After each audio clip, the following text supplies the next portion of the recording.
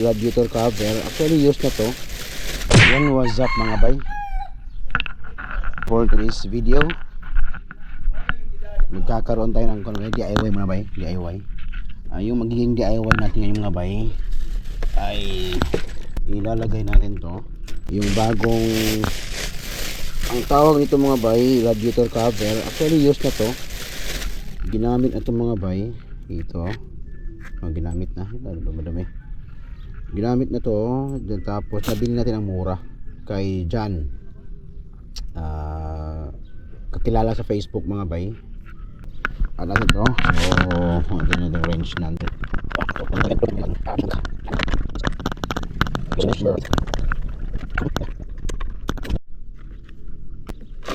Yan,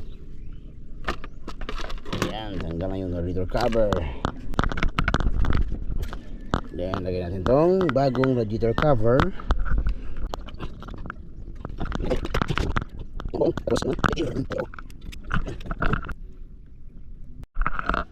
Yan na bay, tapos na bay, nilagay natin yung radiator cover ng ating Sky Click 125.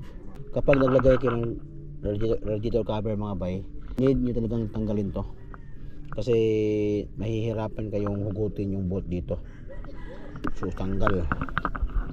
So yan lang siguro mga bay, yan ang yung mukha ng ating Mag-4. Isa sa mga nagagdag ng ating sa ating Click 125. Okay, so gustong sumubok, nasa inyo na, kasi nasa tao yan, nasa owner, kung gusto nyo ng dagdag forma ng inyong motor. Ang abante mga bay.